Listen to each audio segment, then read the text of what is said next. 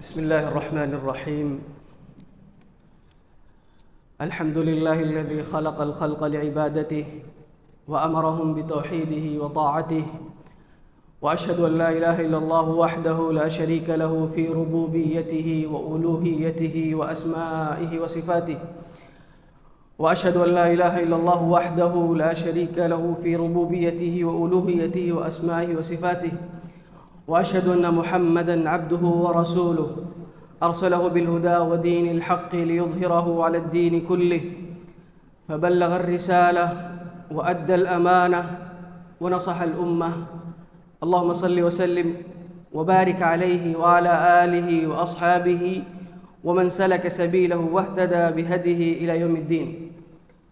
أما بعد، فإن خير الحديث كتاب الله، وخير الهدي هدي محمد صلى الله عليه وسلم، وشر الأمور محدثاتها، وكل محدثة بدعة، وكل بدعة ضلالة، وكل ضلالة في النار. أعوذ بالله السميع العليم من الشيطان الرجيم. بسم الله الرحمن الرحيم. وننزل من القرآن ما هو شفاء ورحمة للمؤمنين ولا يزيد الظالمين إلا خسارا. وقال جل وعلا: يا أيها الناس قد جاءتكم موعظة من ربكم وشفاء لما في الصدور. وعن أبي هريرة رضي الله عنه قال: قال رسول الله صلى الله عليه وسلم: ما أنزل الله داء إلا أنزل له شفاء. قابل عزت، قابل احترام، قابل قدر بزرگوں، دوستوں، ساتھیوں اور عزیز دینی ملی بھائیوں، آج کے اس مبارک مجلس میں جس موضوع کے تعلق سے باتیں کرنا ہے، انشاءاللہ وہ بیماریاں ہیں جو دلوں کو لگتی ہیں. دلوں کو لگنے والی بیماریاں، اس تعلق سے انشاءاللہ آپ کے سامنے کچھ باتیں رکھی جائیں گی. اللہ رب العالمین سے دعا ہے کہ وہ ہمیں سچ بات کہنے کی توفیق عطا فرمائے، بعد ازاں ہمیں ان باتوں پر عمل کرنے کی بھی توفیق عطا فرمائے. معزز سامعین اکرام، سب سے پہلے تو میں اس بات پہ خوشی کا اظہار کروں گا کہ جس نے مجھے یہ عنوان دیا کہ اس پر آپ کو بات کرنا ہے، اور یہ عنوان اس تعلق سے ہے کہ شیخ الاسلام ابن تیمیہ رحمہ اللہ، ان سے ایک سوال کیا گیا. شیخ الاسلام ابن تیمیہ رحمہ اللہ سے سوال کیا گیا تھا کہ کوئی آدمی ایسا ہو جو گناہوں میں گھر گیا ہو، یا کوئی بیماری اس کو ایسی لگ گئی ہو اور بیماریوں نے اس کو جکڑ لیا ہو، تو اب وہ اس بیماری سے کیسے نکل سکتا ہے. یعنی مراد یہ ہے کہ گناہوں میں کوئی مبتلا ہو گیا، اگر ہم سمپل اس میں بات کرنا چاہیں کہ کوئی گناہوں میں ڈوب گیا ہو، یا کسی کے اندر نفاق آ گیا ہو، اور پھر اس کو احساس ہو کہ اس سے نکلنا ہے، تو اس کا راستہ کیا ہو سکتا ہے. تو اس سلسلے میں امام شیخ الاسلام ابن تیمیہ نے آدھے صفحے کے اندر اس کا جواب دیا ہے. اور سیم اسی طریقے کا سوال شیخ الاسلام ابن تیمیہ رحمہ اللہ کے شاگرد ابن القیم، آپ لوگ نام سنیں گے، ابن القیم رحمہ اللہ، ان سے سوال کیا گیا. سیم یہی سوال کہ ایک آدمی ہے جو بیماری میں مبتلا ہو گیا، یعنی یہ بیماری اس کو لگ گئی، گناہوں میں ڈوب گیا، تو اور ایسے گناہوں میں ڈوب گیا جس کی وجہ سے اس کی دنیا اور آخرت دونوں برباد ہو رہی. یعنی گناہوں میں ڈوب گیا، ایسی بیماری لگ گئی جس سے جسم کا تعلق نہیں، دل کا تعلق ہے، دل بیمار ہو گیا، اور پھر اس کی دنیا اور آخرت دونوں برباد ہو جائے گی، اور وہ چاہتا ہے کہ اب اس سے چھٹکارا حاصل کرے. تو اس کے جواب میں انہوں نے یہ کتاب لکھی. یہ پوری کتاب اسی کے جواب میں، چھوٹا سا ایک سوال ہے اور اس کے جواب میں یہ کتاب ہے. شیخ الاسلام ابن تیمیہ رحمہ اللہ نے آدھے صفحے میں جواب دیا ہے، اور ابن القیم رحمہ اللہ نے سیم سوال کا جواب اس پوری کتاب کے اندر دیا ہے. تو پہلی بات میں ان کا شکر ادا کروں گا جنہوں نے اس موضوع کو منتخب کیا، اور یہ اس بات کی دلیل ہے کہ جس نے بھی اس کو انتخاب کیا ہے وہ صحیح ٹریک پہ ہے. اس لیے کہ آپ معلومات کہاں سے حاصل کر رہے ہیں، یہ بہت اہم چیز ہے. سورس کیا ہے آپ کا، معلومات کا، انفارمیشن کا سورس کیا ہے، یہ بہت اہم چیز ہے.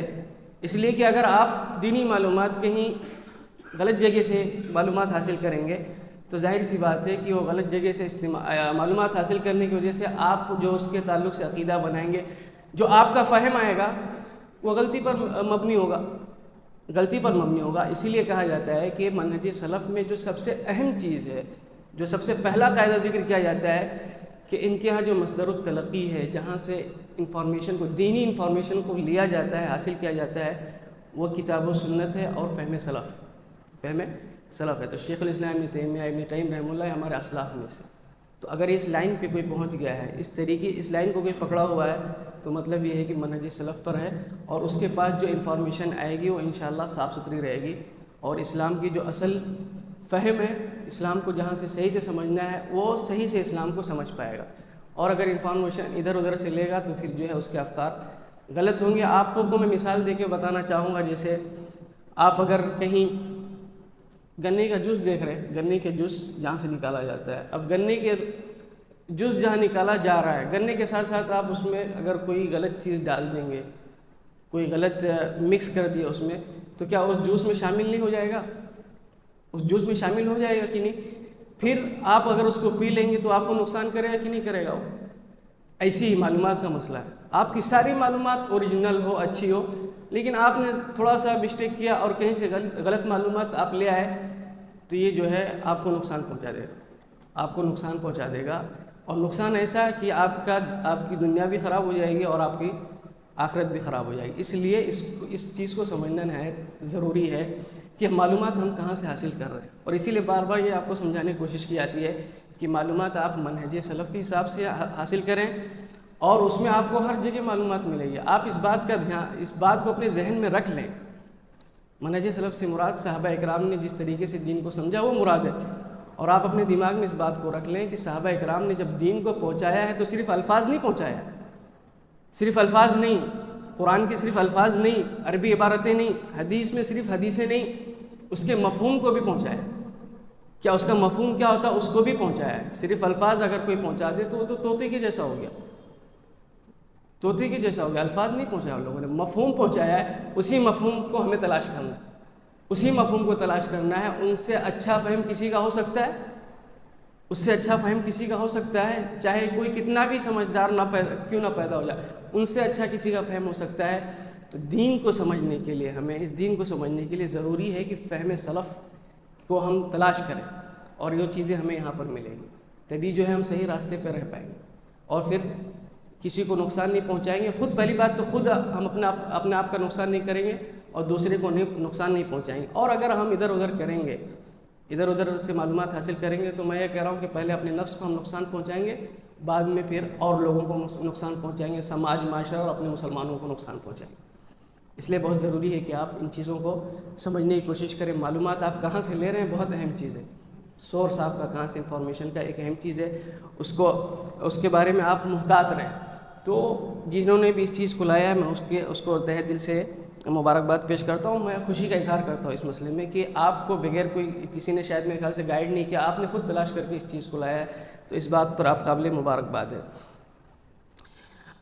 اس کے بعد میں بات شروع کروں تو اس سے پہلے میں آپ کو یہ بتاؤں کہ دیکھیں، قرآن کریم کو جب آپ دیکھیں گے تو اس کے اندر آپ کو یہ بات ملے گی کہ جو دلوں کا ذکر کیا گیا ہے وہ 3 قسم کے دلوں کا ذکر کیا گیا ہے. ایک مومنین کے دل جس کو بقلب سلیم سے کہا گیا، اللہ رب العالمین نے تعبیر کیا اس کا بقلب سلیم، اور کہیں بقلب منیب کہا ہے. یہ مومنین کے دل ہے، یہ پہلا دل ہے جو مومنین کا ہے، قلب سلیم. دوسرا دل آپ کو ملے گا منافقین کا، وَأَمَّا الَّذِينَ فِي قُلُوبِهِم مَرَضٌ فَزَادَهُمْ فِي قُلُوبِهِم مَرَضٌ، یعنی منافقین کے دل جو بیمار ہے. تو ایک دل ایسا ہوگا جو بیمار ہوگا، یعنی اس کے اندر نفاق کی بیماری ہوگی، اس کے اندر گناہ، یہ مریض دل ہے. یہ مریض دل ہے تو اس کے یہاں کیا ہے کہ زیادہ اگر مرض بڑھ گیا، جیسے جسم کا بیماری لگتی ہے، اگر بیماری بڑھ گئی تو کیا ہوگا؟ انتقال ہو سکتا ہے انسان کا، ہے نا، جسم کا جو حصہ ہے وہ خراب ہو سکتا ہے. تو ایسی اگر دل کو بیماری لگ گئی، زیادہ اگر ہو گئی نفاق والی، تو وہ کنورٹ ہو جائے گا کفر کی طرف، کافر بن جائے گا. اور اس نے بچا لیا اپنے آپ کو نفاق کی حالت میں جب پہنچا دل، اور اس نے اپنے آپ کو جب بچا لیا اور پھر سے اس نے اس کا علاج کرایا، علاج کر کے ہو سکتا ہے کہ پھر وہ مومنین کے اس میں داخل ہو جائے. تو یہ دوسرا دل ہے. جو منافقین کا ہے۔ تیسرا جو ہے وہ کفار کا دل ہے، جس کے بارے میں کہا گیا کہ سخت دل، اس کی مثال دی گئی قست قلوب ثم قست قلوبکم من بعد ذلك فهي كالحجارہ او اشد قسوہ، کہ یہ کفار کا دل ہے نہایت ہی سخت۔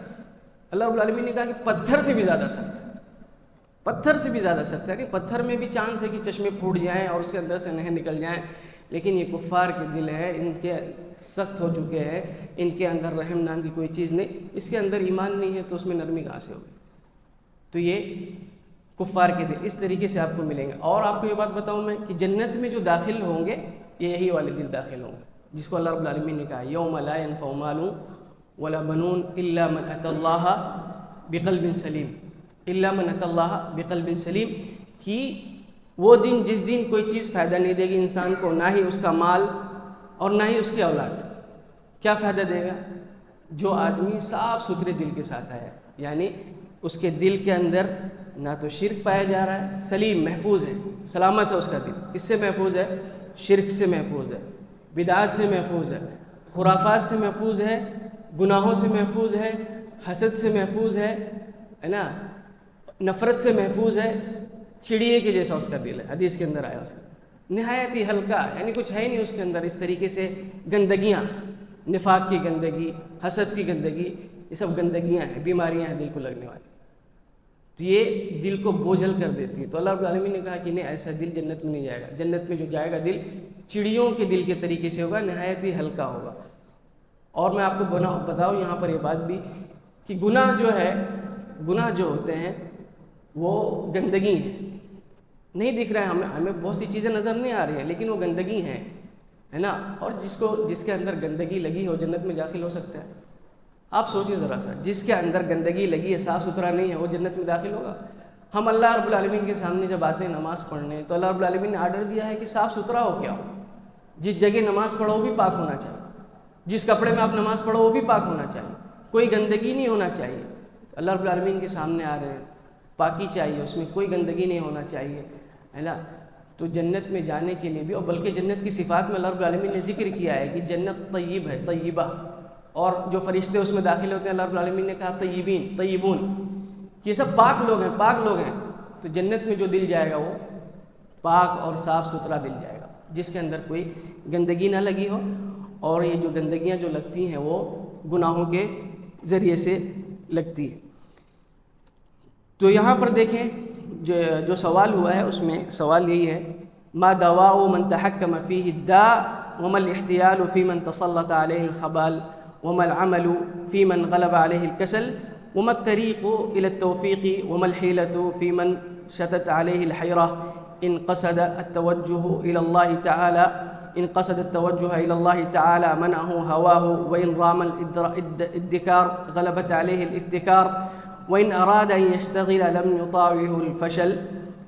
تو اس میں سوال یہی کیا گیا ہے کہ کبھی کبھی ایسا ہوتا ہے کہ دل نہیں لگتا ہے اچھا کام کرنے کے لیے، نیک کام کرنے کے لیے دل نہیں لگتا ہے، نماز پڑھنے کے لیے دل نہیں لگتا ہے۔ آدمی اگر سوچتا بھی کہ لاؤ نماز پڑھ لوں تو دل نہیں جمع ہو پاتا ہے، کوئی اس کو مومنٹ نہیں آ پاتے اس کے اندر، کوئی بھی اطاعت کا کام کرنا جب چاہتا ہے، کوئی اچھا کام، قرآن پڑھنا بوجھل لگتا ہے۔ تو جب ایسا ہوتا ہے تو پھر یہی سوال ہے کہ اگر کوئی ایسا محسوس کرے، اس طریقے سے محسوس کرے تو وہ کیا کرے، کیا کہ اس کا علاج ہے یا نہیں ہے؟ اسی لیے کتابوں کا نام دیکھیں گے آپ، الداء والدواء، یعنی بیماری اور اس کا علاج، یہی بیماری ہے۔ تو پھر کیا اس کا کوئی علاج ہے؟ ممکن ہے؟ اب کہ میں دور ہو گیا ہوں، نہیں اطاعت کر پا رہا ہوں، یہ بیماری مجھے لگ گئی ہے، تو سوال یہی کیا گیا ہے ڈاکٹروں سے، یہ سب ڈاکٹر ہیں، روحانی ڈاکٹر ہوتے ہیں لوگ، علماء جو ہیں وہ کیا ہیں؟ روحانی ڈاکٹر ہیں، وہ علاج کرتے ہیں۔ تو وہی ان سے پوچھا گیا کہ علاج ہو پائے گا کہ نہیں اس کا، تو وہی آگے جواب دیا گیا ہے کہ اس کا علاج ہوگا۔ امام ابن قیم رحمہ اللہ نے جو پہلا ذکر کیا، پہلے حدیث کو ذکر کیا کہ اللہ رب العالمین نے جو حدیث میں نے آپ کے سامنے پڑھا ہے کہ اللہ رب العالمین نے جو بھی اگر کوئی بیماری نازل کی ہے، کوئی بھی قسم کی، چاہے وہ دل کو لگے چاہے بدن کو لگے، جو بھی بیماری ہے، تو آپ صلی اللہ علیہ وسلم نے فرمایا ما انزل اللہ داء الا انزل له شفاء، کہ اگر کوئی بھی بیماری اللہ رب العالمین نے نازل کیا ہے تو ضرور اس کا علاج بھی نازل کیا ہے، اس کی دوا بھی نازل کیا ہے۔ تو اگر دل کو بیماری لگی ہے اور آپ پریشان ہیں تو آپ کو اس کا علاج مل جائے گا، آپ کو اس کا علاج مل جائے گا۔ اور اس سے پہلے میں آپ کو یہاں پہ ایک تنبیہ کروں، دیکھیں سوال، یہ سوال جو ہو رہا ہے ایسے ہی نہیں ہو رہا ہے، سوال ایسے ہی نہیں ہو رہا ہے. ایک آدمی سوال کر رہا ہے، یہ خود سے بناوٹی سوال نہیں ہے کہ امام صاحب نے اپنے سے بنا لیا اور اس کے بعد اس کا جواب دے رہے ہیں، ایسا نہیں ہے، افتراضی چیزیں نہیں ہیں، کسی نے سوال کیا. اور یہاں پر ایک بات سمجھنے کی ضرورت ہے، وہ یہ ہے کہ اللہ رب العالمین نے گناہ کے اندر تاثیر رکھی ہے. یہ تاثیر رکھی ہے کہ گناہ چبھتا ہے، یہ چبھ رہا تھا ان کو، تبھی انہوں نے سوال کیا، یہ تکلیف دے رہا تھا. اسی لیے میں کہہ رہا ہوں کہ گناہ جو ہے وہ مرض ہے. مرض جب ہوتا ہے نا تو کیا ہوتا ہے، اس میں پریشانی نہیں ہوتی، تکلیف نہیں ہوتی ہے، تکلیف ہوتی ہے. گناہوں کے اندر اللہ رب العالمین نے یہ چیز رکھی ہے کہ وہ چبھے گا، آپ کو سکون سے نہیں رہنے دے گا. اور اس میں بھی اگر آپ دیکھیں گے غور سے اس کو، تو اس میں بھی آپ دیکھیں گے کہ اس میں بھی اللہ رب العالمین کی رحمت ہے، بندوں کے ساتھ رحمت ہے اس میں بھی، کہ اللہ رب العالمین آپ کو پھر موقع دے رہا ہے. یعنی اس میں تکلیف دیا ہوا ہے کہ تم تکلیف محسوس کرو اور اس کا حل تلاش کرو. آپ کے پاس ابھی بھی موقع ہے، گناہ کر لیا ہو گیا، ٹھیک ہے، انسان ہے آپ، نیچر میں آپ کے ہے گناہ کرنا، لیکن یہ ہے کہ اللہ رب العالمین نے اس میں تاثیر رکھی ہے، آپ کو بے چین کرے گا، آپ کو یہ گناہ بے چین کرے گا، تو آپ پھر لوٹ پاتے ہو کہ نہیں اس کی طرف. یعنی اللہ رب العالمین پھر موقع دیتا ہے اس کے ذریعے، اسی کے لوٹو. تو یہی بے چینی ہے ان کو، جس نے گناہ کیا ہے، جو سوال کر رہا ہے کہ ایسا ایسا پریشانی ہو، کیا لوٹنے کے لیے کوئی حل ہے کہ نہیں. تو اس کو آپ پہلی بات یہ سمجھیں، اگر گناہ ہو جاتا ہے تو اس میں چبھن اسی لیے کہ اللہ رب العالمین کی طرف سے رحمت ہے. تو کسی کے ساتھ، ہر انسان کو یہ چیز محسوس ہوگی جو گناہ کرے گا. ان کو بھی محسوس ہو، انہوں نے سوال کیا، لیکن اصل مسئلہ یہ ہے کہ آپ کا دل زندہ ہے کہ نہیں. مسئلہ یہاں پہ آگے پھنستا ہے. اگر دل مردہ ہو گیا ہے، دل مردہ ہو گیا ہے تو پھر کوئی احساس نہیں ہوگا. دل مردہ ہو گیا ہے تو احساس نہیں ہوگا. دل زندہ ہے تو یقیناً آپ کو احساس ہوگا، یہ چبھے گا گناہ. کوئی بھی شخص دنیا میں جو پہلی بار گناہ کرتا ہے اس کو گناہ چبھتا ہے. اس کی مثال ایسی دی گئی ہے، بلکہ گناہ کی تعریف میں اللہ کے نبی صلی اللہ علیہ وسلم نے بات کہی ہے. گناہ کی تعریف کرتے ہوئے اللہ کے نبی صلی اللہ علیہ وسلم نے جو بات کہی ہے، آپ صلی اللہ علیہ وسلم نے فرمایا الاثم ما حاک فی صدرک، الاثم ما حاک فی صدرک وکرہت ان یطلع علیہ الناس. کہ گناہ وہ ہے جو آپ کے دل کے اندر چبھے، آپ کو تکلیف دے، ہے نا. اس کی مثال ایسی جیسے ہمارے پاس قلم ہوتی ہے، قلم کے اندر نوک ہے، اس کو اگر ہم ایسے ایسے چبھائیں، یا چاقو ہے، چاقو کا کنارہ ایسے ایسے چبھائیں تو درد ہوگا کہ نہیں، چبھے گا کہ نہیں. تو گناہ ایسے مارتا ہے، کچوکا چبھتا ہے، اور یہ انسان کو احساس ہوتا ہے. لیکن اسی وقت میں جب انسان کو احساس ہوتا ہے، یہ چبھتا ہے اور وہ چاہتا ہے کہ اللہ رب العالمین کی طرف لوٹ جائے، اسی وقت میں شیطان تو انسان کے جسم میں گھوم رہا ہے. معلوم ہوگا آپ کو، حدیثوں میں موجود ہے کہ شیطان کو اللہ رب العالمین نے اتنے قدرت اور صلاحیت دی ہے کہ وہ انسان کے پورے جسم میں گھومتا ہے خون کی طریقے سے. یعنی جہاں جہاں خون پہنچتا ہے وہاں وہاں شیطان بھی جاتا ہے. تو انسان کی جتنی بھی کمزوریاں ہیں شیطان جانتا ہے اس کو. شیطان کو پتہ ہے کہ یہ اس کی کمزوری کیا ہے. جہاں شیطان کو یہ لگتا ہے کہ اب یہ ہو سکتا ہے راستہ بدل دے اور میرا شکار نہ بنے، پورا فوکس کرتا ہے وہ کہ اس کو گمراہ کر دے. تو یہیں پہ ہمیں اجتہاد کرنا پڑتا ہے، یہیں پہ ہماری آزمائش ہے کہ ہم ایسے وقت میں اللہ رب العالمین کی طرف لوٹ جائیں یا شیطان کے چنگل میں آ جائیں. تو پہلی بار جب ہوتا ہے تو انسان سوچتا ہے اس کی طرف جائے، لیکن شیطان آ کے پھر وسوسہ دلاتا ہے اس کو، چھوٹا سا گناہ ہے، ابھی کہاں تمہارا انتقال ہونے جا رہا ہے، ابھی تمہارے پاس اتنی عمر ہے، ابھی کہاں تم جا رہے ہو، کر لینا کسی دن توبہ. یہ اس کو آ کے، یعنی جو نوک تھا نا اس کے اوپر یہ پٹی لگا رہا ہے، پٹی لگا دیا شیطان. جب پہلی بار تکلیف ہو رہی تھی پٹی لگا دیا، اور پھر آدمی سوچنے لگتا ہے ہاں ابھی تو ٹائم ہے، ابھی کہاں مرنے جا رہا ہوں. اور پھر یہ کبھی یہ سوچتا ہے ارے چھوٹا ہی سا تو گناہ ہے، کہاں بہت بڑا گناہ ہوا ہے، کسی کی چگلی تو کیا ہوں گا میں، کسی کو برا بھلا کہاں، یہ سب گناہ نہیں ہے. تو شیطان آ کے اس کے اوپر مرہم لگاتا ہے نا. مرہم کیوں لگاتا ہے یہ اس کو، یعنی وہاں پر جو چانس ہوتا ہے تو شیطان سوچتا ہے ابھی جو اس کے اوپر کنڈیشن ہے جہاں یہ لوٹنا چاہتا ہے، پھر حال اس کو وسوسہ دے کے، اس کو بہکا کے اس حالت سے نکال دیا جائے تاکہ وہ لوٹے نہ. تو وہ پٹی پڑھاتا ہے. اب یہ پٹی پڑھاتا ہے تو پھر دوبارہ جب انسان غلطی کرتا ہے، پھر اس کو جو احساس ہوتا ہے تھوڑا سا، پھر وہ لوٹنا چاہتا ہے، پھر شیطان پہنچ جاتا ہے اور پھر یہ اس کا شکار بن جاتا ہے. پھر وہ اس کو اسی طریقے سے اس کے اوپر پٹی لگاتے رہتا ہے. ایک دن ایسا ہو جاتا ہے کہ اتنی زیادہ اس پہ پٹی لگ جاتی ہے، بار بار اس کا شکار بنتے بار بار اس کے وسوسوں میں، اس کے چکر میں اور اس کے بہکائے اور پھسلاؤ میں آتے کہ وہ پٹی اگر یہاں لگتی بھی ہے تو پھر اس کا کچھ احساس نہیں ہوتا ہے. آپ اگر چاقو کے اوپر لگا لیں, کپڑا اس کے اوپر باندھ لیں, روزانہ باندھتے رہیں, اس کے بعد اس کو اگر آپ لگائیں گے کسی چیز پہ تو درد کرے گا؟ نہیں کرے گا. تو شیطان اسی طریقے سے بہکا بہکا کے انسان کو یہاں پر پلٹ نہیں دے دیتا. یہاں پہ ہمیں کوشش کرنا ہے, یہاں پہ بھی کوشش کرنا ہے کہ یہ شیطان کو دور بھگانا ہے اور اللہ رب العالمین کے راستے پر آنا ہے. تو یہ ہے کہ یہ گناہ جو ہے اللہ رب العالمین کی طرف سے رحمت ہے. انسان کو اس بات کا خیال کرنا چاہیے, اور جیسے کوئی چیز ہو فوراً اللہ رب العالمین کی طرف لوٹنا چاہیے. اس کے بعد آپ کو ایک بات اور بتاؤں میں کہ دیکھیں, یعنی بیمار کیسے ہوتا ہے دل. دل کا بھی کوئی کام ہے, دل کا بھی کوئی کام ہے, اور دل کا اصل کام یہ ہے کہ وہ حق کو پہچان لے. یہ اصل کام ہے دل کا.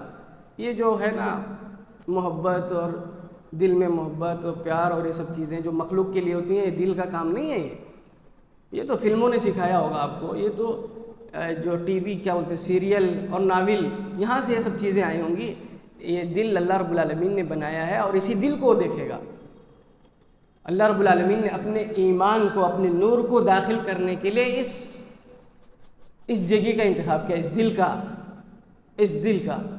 تو یہ اس دل میں یہ سب چیزوں کی جگہ نہیں ہے جس کو ہم سمجھتے ہیں, جو کرتے ہیں کہ دل کا یہ کام ہے. دل کا یہ کام نہیں ہے. اور اللہ رب العالمین نے, آپ صلی اللہ علیہ وسلم کی حدیث اس سلسلے میں موجود ہے کہ اللہ رب العالمین آپ کے جسم کو نہیں دیکھے گا. اللہ رب العالمین آپ کے جسم کو نہیں دیکھے گا. آپ باڈی بلڈر ہیں, آپ نے جم کیا ہے, کیا کیا آپ نے, 6 پیک بنایا, 100 پیک بنائے, نہیں دیکھے گا اس کو. ولیکن انظر اللہ الی قلوبکم, آپ کے دل کو دیکھے گا کہ آپ کے دل میں اس کے تعلق سے جو ایمان تھا اس کی آپ نے حفاظت کی ہے کہ نہیں کی ہے. تو اس کی حفاظت کرنے کی ضرورت ہے. تو دل کا جو کام ہے وہ حق کو پہچاننا ہے. دل کا جو کام ہے وہ حق کو پہچاننا ہے. جیسے باڈی میں ساری اعضاء ہیں, ہمارے پاس پارٹ ہیں ہمارے باڈی کے, یہ ہاتھ ہے, یہ آنکھ ہے, یہ سر ہے, سب کے اپنے اپنے کام ہیں. آنکھ کا کام دیکھنا ہے, ہاتھ کا کام پکڑنا ہے نا, اور پیر کا کام چلنا ہے. عقل کا کام ایک حد میں رہ کے سوچنا اور سمجھنا ہے. سب باڈی کے جو بھی پارٹ ہیں اس کا اپنا اپنا کام ہے. اب ہاتھ اپنا کام کرنا چھوڑ دے تو کیا کہیں گے کہ یہ مریض ہو گیا, بیمار ہو گیا, نہیں کام کر پا رہا اپنا, ہے نا. آنکھ نہ دیکھ پائے تو کہیں گے مرض میں مبتلا ہو گیا, اندھا ہو گیا, اب یہ آنکھ کام نہیں کر پا رہی ہے. تو ایسی ہی جب دل حق کو نہ سمجھ پائے, حق کی پہچان نہ کر پائے, تو وہ دل مریض ہو گیا. وہ دل مریض ہو گیا اس لیے کیا وہ حق کو نہیں پہچان پا رہا ہے. اور یہ بات میری نہیں, اللہ کے نبی صلی اللہ علیہ وسلم کی حدیث میں یہ چیز موجود ہے. اللہ کے نبی صلی اللہ علیہ وسلم کی حدیث کے اندر یہ چیز موجود ہے. اللہ کے نبی صلی اللہ علیہ وسلم نے فرمایا کہ ان العبد اذا اخطا خطیئۃ نکتت فی قلبہ نکتۃ سوداء, کہ جب بندہ کوئی برا کام کرتا ہے, کوئی گناہ کرتا ہے, تو یہ برائی جو ہے اس کے دل پہ جا کے نقطہ کالے دھبے کے طریقے سے جا کے لگ جاتی. ان العبد اذا اخطا خطیئۃ نکتت فی قلبہ نکتۃ سوداء فاذا هو نزع واستغفر وتاب ثقل قلبه, کہ پھر جب بندہ اس کو صاف کر لیتا ہے, یعنی گناہ ہوا, اس نے توبہ کر لیا, استغفار کر لیا, تو پھر وہ صاف ہو جاتا ہے. بلکہ اس میں ہے کہ اور اس کے اندر چمک بڑھ جاتی ہے, حق کو پہچاننے کی صلاحیت بڑھ جاتی ہے نا. لیکن اب آگے آپ صلی اللہ علیہ وسلم نے فرمایا کہ اگر آدمی اس کو چھوڑ دیتا ہے, بندہ اس کو چھوڑ دیتا ہے, اس کو صاف نہیں کرتا ہے, تو ران جاتا ہے, یعنی اس پہ جمع ہوتے رہتی ہے, دھبا جمع ہوتے ہوتے پورا دل کالا ہو جاتا ہے. بلکہ قرآن نے اس کو کہا کلا بل ران علی قلوبہم, کہ ران جاتا ہے. اور کیوں؟ علی قلوبہم ما کانوا یکسبون, کہ یہ جو رانا ہے اسی وجہ سے, یہ اس کی خود کی غلطی ہے, اللہ رب العالمین کی طرف سے نہیں ہے. اللہ نے تو آپ کو صاف ستھرا دل دیا تھا, لیکن آپ نے کیا کیا, آپ نے جن چیزوں کو اللہ نے منع کیا تھا اس کو کیا, اس وجہ سے بھی یہ گناہ آتے گئے اور یہ دل آپ کا ران گیا ہے.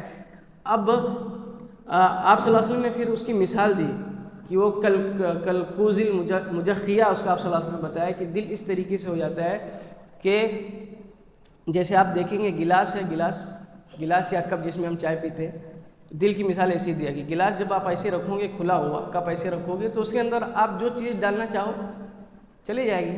چاہے اس میں جوس ڈالو, چاہے اس میں چائے ڈالو, چاہے پانی ڈالو, کھلا ہے, کوئی بھی چیز چلے جائے گی, ہے نا. تو اسی طریقے سے دل کے اندر بھی جب تک یہ بیمار نہیں ہے, اس کے اوپر یہ پردہ نہیں لگا ہوا ہے, حائل نہیں ہوا کوئی چیز، کوئی بھی چیز، ایمان آرام سے اس کے اندر چلا جاتا ہے، نیک باتیں اس کے اندر چلے جاتے ہیں۔ لیکن اللہ کے نبی صلی اللہ علیہ وسلم نے کیا کہا کہ بندہ اس طریقے سے غلطی کرتے رہتا ہے تو اللہ رب العالمین اس کا دل پلٹ دیتا ہے، کلکوز المجخیہ، پلٹ دیتا ہے۔ مطلب ایسی ہے جیسے گلاس کو پلٹ دیا جائے، گلاس اور کپ کو اب پلٹ دیا جائے۔ اب گلاس اور کپ کو آپ نے پلٹ دیا ہے تو کیا اس کے اندر کوئی چیز اب داخل ہو سکتی ہے؟ پلٹ دیا آپ نے، چاہے جتنی کوشش کر لیں اب کوئی چیز جائے گی؟ ایسی ہی دل۔ پھر آگے اللہ کے نبی صلی اللہ علیہ وسلم نے فرمایا کہ اب یہ کسی اچھی چیز کو اچھا نہیں سمجھتا ہے، یہ دل اب کسی اچھائی کو اچھائی نہیں سمجھتا ہے اور کسی برائی کو برائی نہیں سمجھتا۔ اب اس کو بری چیزیں اچھی لگتی ہیں، اب اس کو بری چیزیں اچھی لگتی ہیں اور اچھی چیزوں سے اس کو نفرت ہو جاتی ہے۔ اس کو نفرت ہو جائے گی، مجلسوں میں آنا، کہیں درس میں نفرت ہوگی، چڑ ہوگی، کسی عالم کو دیکھے گا چڑ ہوگی، اس کو چڑ اسی لیے ہوگی گناہ کر کر کے اس درجے کو انسان پہنچ گیا ہے کہ اللہ رب العالمین نے اس کا دل پلٹ دیا ہے۔ اب اس کو سمجھ میں نہیں آ رہا کہ اچھا کیا ہے برا کیا ہے۔ بھائی مولانا صاحب کو کیا تکلیف ہے؟ مولانا نے آپ سے کیا لیا ہوا ہے؟ ان کو دیکھ کے آپ کیوں چڑ رہے ہو؟ اس لیے کہ اذان دے کے آپ کو مسجد میں بلا رہے ہیں، یہی مسئلہ ہے اس لیے چڑ رہے ہو آپ؟ امام صاحب کی کیا غلطی ہے؟ وہ نیک بات اچھی باتیں بتا رہے ہیں اس لیے چڑ۔ تو انسان اگر چڑ رہا ہے کسی دین کے کام کرنے والے سے تو مطلب یہ ہے کہ دل اس کا سڑ چکا، بدل گیا، اللہ رب العالمین نے ران دیا اس کو۔ یہ علامت ہے اس کی، یہ اس کی علامت ہے۔ اور اللہ کے نبی صلی اللہ علیہ وسلم نے بتایا کہ دل اگر بیمار ہو جاتا ہے تو وہ حق کو نہیں پہچانتا ہے، پھر آدمی پریشان رہتا ہے، پھر اس کو نہیں سمجھ میں آتا ہے، اس کو یہ لگتا ہے کہ یہ تو دین کی باتیں ہیں، اپنے اپنے حساب سے ہیں۔ ہاں یہ سب مولانا لوگ کنفیوز کرتے ہیں، کیا جاتا ہے یہ علماء کنفیوز کرتے ہیں۔ ذرا آپ آؤ تو بیماریوں کو، گناہوں کو چھوڑ کے یہاں سجدہ کر کے اللہ سے مانگو تو اہدنا الصراط المستقیم، اس سے کہو تو صحیح سے، سچے دل سے کہ مجھے سیدھا راستہ چاہیے، پھر آپ کو دیکھو کنفیوژن ہوتا ہے کہ نہیں ہوتا ہے۔ آپ نے بنا لیا کنفیوز ہونے کے لیے، آپ نے اپنے دل کو بنا لیا، علماء کی بات نہیں ہے۔ آپ دنیاوی مسئلے میں ہر چیز سمجھ لیتے ہیں، دین کو نہیں سمجھ پاتے ہیں۔ دنیاوی مسئلے میں اگر آپ کو ٹماٹر خریدنا ہے اس میں آپ کو سمجھ میں آ جاتی ہے، اور یہ چاہتے ہیں آپ کی ٹماٹر خریدنے میں مجھے نقصان نہ ہو، جبکہ ٹماٹر کی دکان ہزاروں رہے گی، تو اس میں سے آپ کو کوئی وہاں کنفیوژن نہیں نظر آتا ہے، وہاں پہ آپ دھیان دیتے ہیں، آپ یہ چاہتے ہیں کہ یہاں میرے پاس کوئی غلط چیز نہ ہے، لیکن دین کے مسئلے میں آپ دھیان نہیں دیتے، اس لیے آپ کو کنفیوژن لگتا ہے، پھر آپ کو کوئی بات سمجھ میں نہیں آتی، دین کی بات کون سی چیز حق ہے، کون سا منہج حق ہے، کون سے مولانا کی باتیں صحیح ہیں، یہ سب آپ کو سمجھ میں نہیں آتا، یہ لگتا ہے کہ سب بیکار کی باتیں۔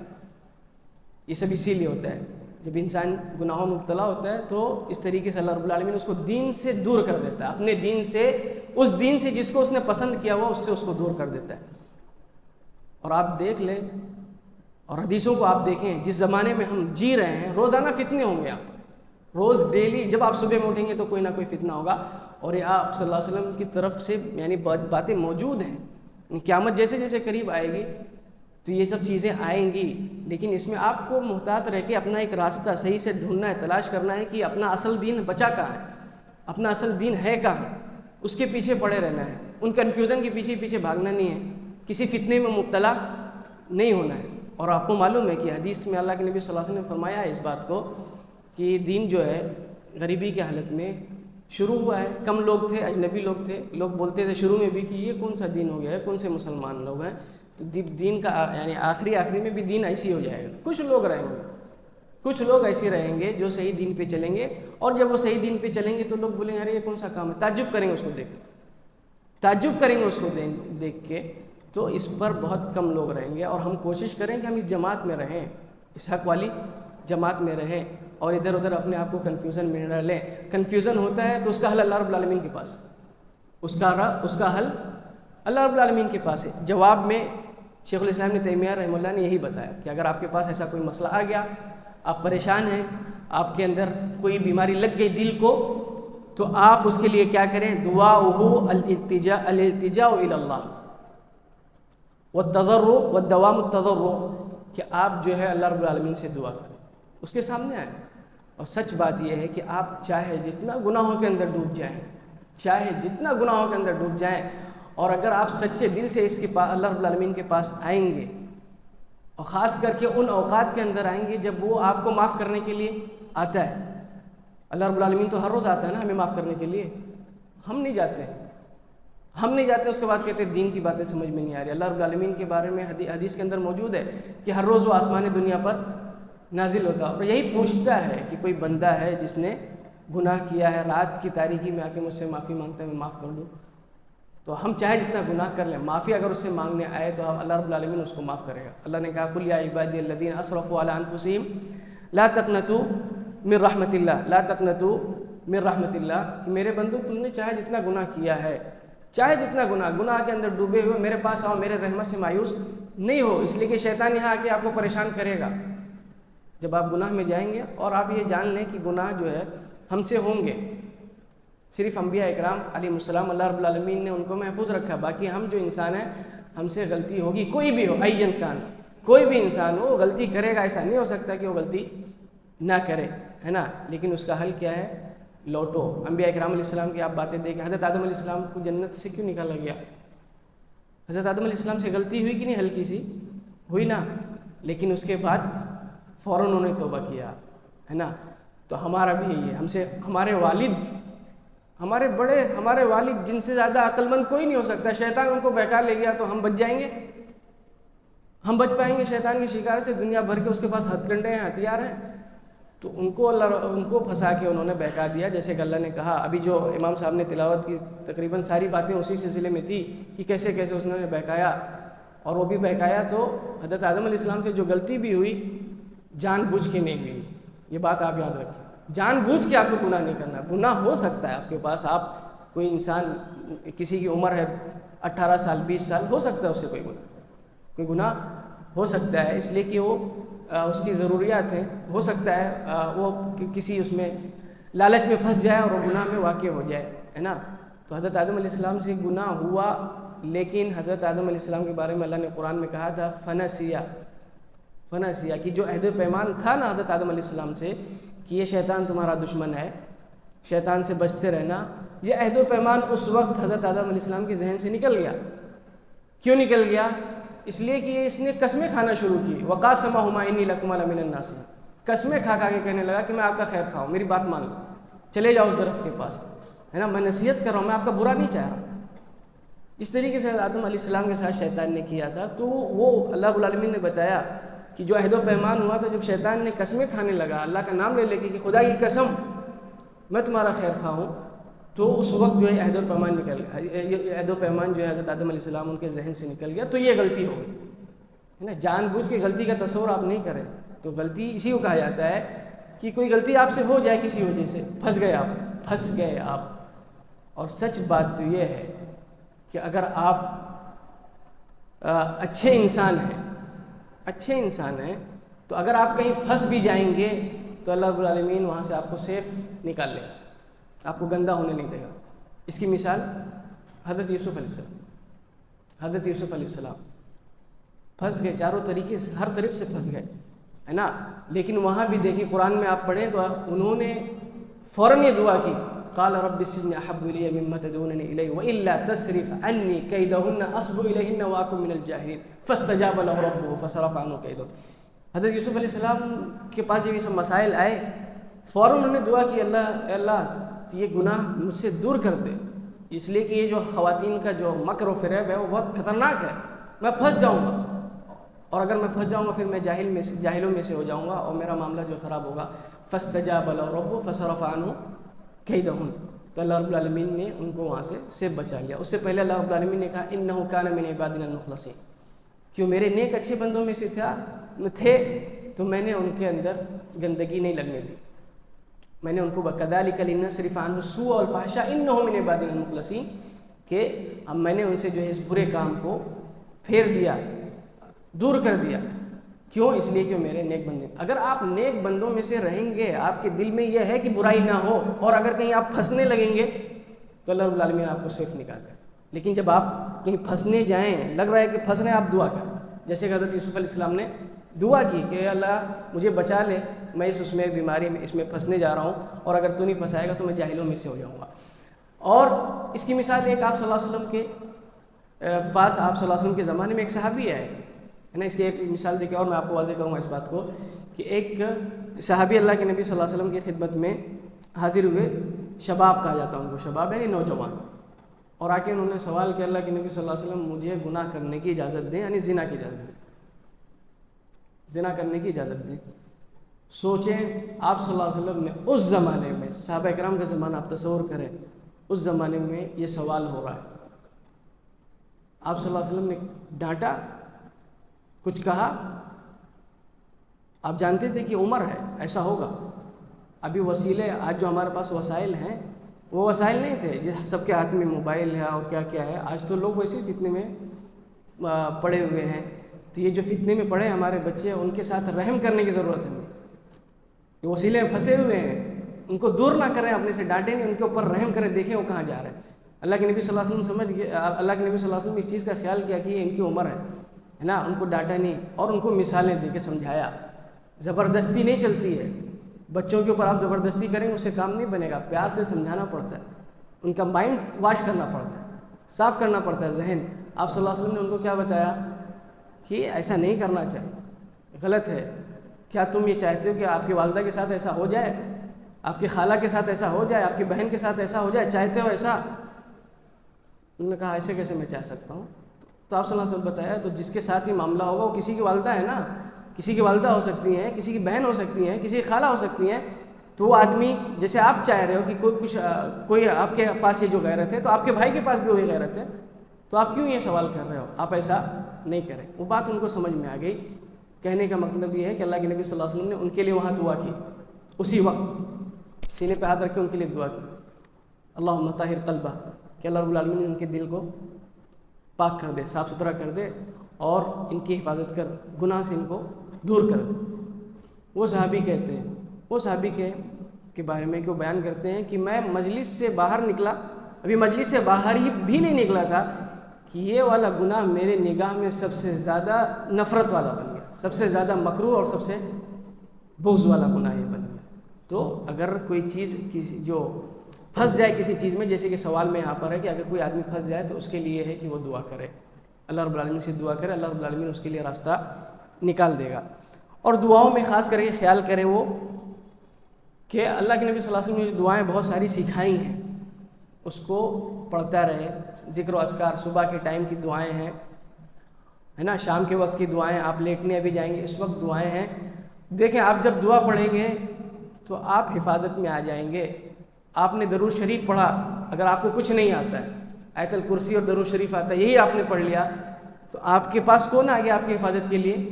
فرشتے آ گئے، گھیر لیا آپ کو۔ جہاں فرشتے آئیں گے وہاں شیطان کا بس چلے گا، شیطان دیکھ کے بھاگے گا۔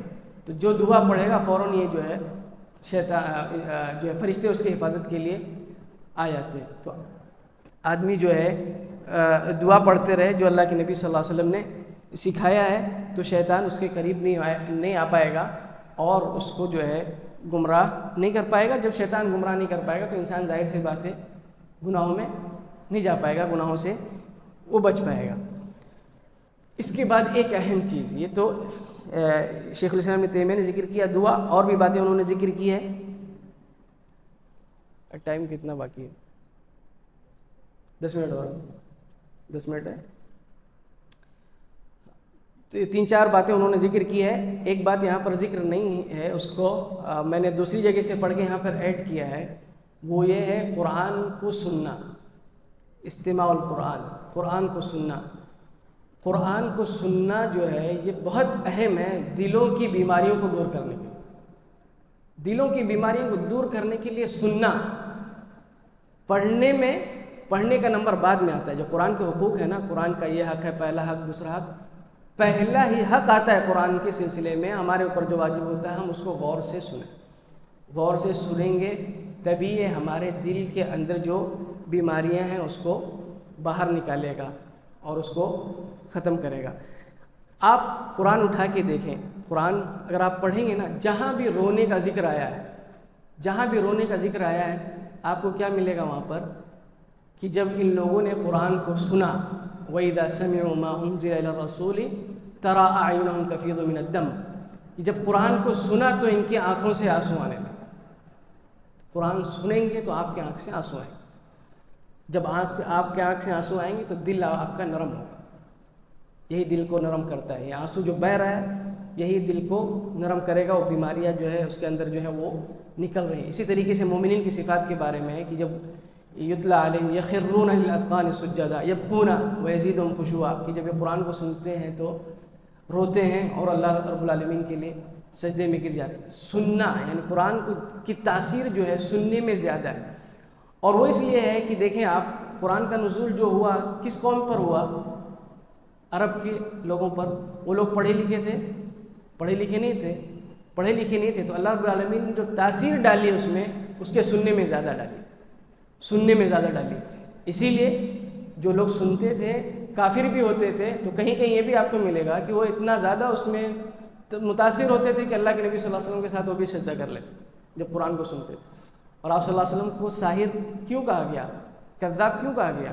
ساحر ایسی نہیں، ایسی بات نہیں رہتی کہ یہ لفظ اٹھا کہ کوئی بھی ایسی کسی کو کہنے لگے، اس کے پیچھے کچھ رہتی حقیقت۔ ساحر ان کو لگتا تھا کہ ابھی ان کی بات سے متاثر ہو جائے گا، ابھی بدل دے گا ان کا دین۔ تو جو آپ دیکھیں گے کفار مکہ میں جو لوگ ایمان لائے وہ متاثر ہوئے قرآن کو سن کر۔ تو قرآن کو سننا نہایت ہی اہم ہے، ہم اس بات کو نہیں سمجھتے ہیں، جبکہ شریعت نے اس چیز کو کہیں کہیں فرض قرار دیا ہے۔ ہم ابھی نماز میں پڑھتے ہیں مغرب عشاء فجر، ہے نا، اس وقت میں امام صاحب کو اللہ نے یعنی شریعت نے کیا کہا ہے کہ یہاں پر قرآن کو تیز پڑھنا ہے، یعنی سنانا ہے۔ یہاں پر قرآن کو سننا فرض ہے، عین ہے، اس کو سننا ہی سننا ہے آپ کو، ہے نا۔ اور اسی لیے اس کو رکھا گیا ہے رات کی نمازوں میں، جہری نمازیں جو ہیں آپ دیکھیں گے رات میں ہے، دن میں تیز پڑھنے کے لیے نہیں کہا گیا ہے، اس لیے کہ دن میں شور شرابہ ہوتا ہے، تھوڑا آدمی مشغول رہتے ہیں، تو اس کو اللہ رب العالمین نے جو شریعت نے سسٹم بنایا کہ قرآن کو رات میں امام صاحب پڑھیں تاکہ آپ غور سے سنیں، اور خاص کر کے فجر کے ٹائم لمبی قرات کریں۔ فجر میں اصل تو قرآن پڑھنے کا مزہ فجر میں، اصل تو قرآن پڑھنا اور اس کا سننا، اس کا جو اصل چاشنی، اس کی جو حلاوت ہے، اس میں جو مزہ ہے وہ فجر میں، اور اس لیے یہاں پر امام جو ہے لمبا پڑھتے ہیں، اور آپ صلی اللہ علیہ وسلم نے سکھایا کیوں کہ آپ اس کو سنیں، کیوں اس کو سنیں اور اس کی تاثیر آپ تک پہنچے۔ سچ میں اگر آپ حقیقت میں صحیح سے قرآن سنیں گے، صحیح سے اگر آپ دھیان لگا کے سنیں گے تو آپ متاثر ہو جائیں گے۔ آپ دیکھ لیں جس کی زبان نہیں بھی ہے، آپ حرم خانہ کعبہ وغیرہ میں نماز پڑھاتے ہیں جب امام لوگ، آپ دیکھتے ہوں گے تراویح کے موقع پہ کہ زبان کوئی انڈونیشی ہے، کوئی آپ ہی لوگ جو جاتے ہوں گے وہ لوگ پڑھتے ہیں تو آپ کی آنکھ سے آنسو آ جاتے ہیں، آپ نہیں سمجھ رہے پھر بھی آنسو آ رہے ہیں، آپ نہیں سمجھ رہے پھر بھی آنسو آ رہے ہیں۔ تو یہ قرآن کے اندر اللہ رب العالمین نے تاثیر رکھی ہے۔ تو دل کو اگر ہمیں گناہوں سے پاک کرنا ہے تو اس کے لیے تھوڑا سا وقت نکالنا پڑے گا قرآن کو سننے کے لیے، جس طریقے سے ہم پڑھنے کے لیے نکالتے ہیں۔ اسی طریقے سے امام صاحب نے بھی یہاں پر یہ بھی بات کا ذکر کیا کہ اگر آپ چاہتے ہو کہ اس بیماری سے دور رہو، اس کا علاج ہو جائے، تو آپ نمازوں کی پابندی کریں۔ وَلْيَحْرِصْ عَلَىٰ إِكْمَالِ الْفَرَائِضِ مِنَ الصَّلَوَاتِ الْخَمْسِ بِبَاطِنِهِ وَظَاهِرِهِ فَإِنَّهَا عَمُودُ الدِّينِ، کہ آپ نماز میں پابندی کریں، نماز نہیں چھوڑیں، اس لیے کہ نماز جو ہے وہ تو اصل ہے دین کا، عمود الدین یعنی رکن ہے، رکن۔ جب آپ پلر ہی نہیں ہے، آپ کے پاس پلر نہیں ہے، بنیاد نہیں ہے، بیس نہیں ہے، تو آپ عمارت کیسے بنائیں گے؟ آپ اگر مسجد بنا رہے ہیں، آپ گھر بنا رہے ہیں، آپ بلڈنگ بنا رہے ہیں، نیچے اگر فاؤنڈیشن نہیں ہے تو وہ عمارت بنے گی نہیں، بن سکتی۔ تو ایسی ہی اگر آپ نماز نہیں پڑھتے ہیں اور اپنے اعمال کی عمارت بنانا چاہتے ہیں، آپ نماز نہیں پڑھ رہے ہیں اور آپ صدقے کر رہے ہیں، آپ خیرات کر رہے ہیں، آپ حج پہ جا رہے ہیں، ہے نا، تو جب آپ نے پلر ہی نہیں بنایا ہے تو ٹکے گا کہاں؟ نہیں ٹکے گا۔ اس کو کہا گیا عماد الدین، عمود الدین، کہ رکن ہے۔ تو نماز اگر آدمی نہیں پڑھے گا تو کوئی بھی عمل اس کا قبول نہیں ہوگا، عمل قبول نہیں ہوگی، عمارت نہیں، عمل کی عمارت جو ہے وہ بنے گی نہیں۔ اور دوسری چیز یہ ہے کہ اگر آپ نماز کے بارے میں دیکھیں گے تو اس میں جو ہے شریعت نے بہت سخت قدم یعنی سخت فیصلہ سنایا ہے نماز کے مسئلے میں۔ آپ قرآن کی آیتوں کو پڑھ لیں، قرآن کے آیتوں میں اگر آپ پڑھیں گے تو آپ دیکھیں گے اللہ رب العالمین نے ان لوگوں کے بارے میں کہا کہ وہ جہنمی ہیں جو نماز پڑھتے ہیں لیکن اس کے اندر سستی برتتے ہیں۔ ارائیت الذی یکذب بالدین فذلک الذی یدعو الیتیم ولا یحض علی طعام المسکین فویل للمصلین الذین هم عن صلاتهم ساہون الذین هم یراؤون ویمنعون الماعون، کی ویل ہے ایسے لوگ، ایسے مسلین کے لیے، ایسے نمازیوں کے لیے، ویل یعنی جہنم۔ کیسے نمازیوں کے لیے؟ جو نماز میں غفلت برتتے ہیں، کبھی پڑھ لیے، موڈ ہوا پڑھ لیے، نہیں پڑھے، جمعہ کو پڑھے اس کے بعد پورا ہفتہ غائب، پھر عید کو پڑھ لیے۔ اللہ رب العالمین کہہ رہا ہے ان لوگوں کے لیے ویل ہے۔ اب جو سرے سے نہ پڑھے کیا ہو سکتا ہے شریعت میں، آپ اس کا اندازہ لگا لیں۔ آپ صلی اللہ علیہ وسلم کے زمانے میں آپ دیکھ لیں، کوئی کہے کہ مسلمان ہے اور نماز نہ پڑھتا ہو، یہ تصور نہیں تھا۔ منافقین مسجد کے اندر آتے تھے اس بات کو ثابت کرنے کے لیے کہ مسلمان، اگر وہ نماز نہیں پڑھتے تو لوگ آسانی سے جان جاتے کہ یہ مسلمان نہیں ہے۔ اپنے آپ کو مسلمان ثابت کرنے کے لیے وہ مسجد میں آتے تھے۔ تو وہ مسلمان ثابت کرنے کے لیے ضروری ہے کہ آپ نمازوں کا اوپر دھیان دیں۔ اور میں یہاں پر آپ کو یہ بات بتاؤں گا کہ اگر آپ دیکھیں گے علماء کی باتیں اس سلسلے میں، تو کچھ علماء نے کہا ہے کہ آپ اگر نماز کو جان بوجھ کے لیٹ کر رہے ہیں اور وقت سے نکال کے پڑھ رہے ہیں، جان بوجھ کے، یعنی آپ کے پاس شرعی کوئی عذر نہیں ہے، تو کہتے ہیں کہ اس ایک نماز کی وجہ سے بھی انسان جو ہے اسلام سے باہر جا سکتا ہے۔ اور فتوے موجود ہیں بڑے بڑے ائمہ کے اس سلسلے میں، یعنی نہایت ہی نازک یہ مسئلہ ہے نماز کا۔ نماز چھوڑ کے کوئی آدمی تصور کرے کہ وہ مسلمان ہے، مومن کی تو بات نہیں ہے، مسلمان ہے، تو وہ ایک جھوٹی تسلی ہے۔ دنیا میں ہو سکتا ہے کہ اس کو مسلمان سمجھ کے سارے مسلمان اس کو مسلمانوں قبرستان میں دفن کر دیں، لیکن اللہ کے یہاں اس کا معاملہ جو ہے خطرے سے خالی نہیں ہے۔ اللہ کے یہاں اس کا معاملہ خطرے سے خالی نہیں ہے۔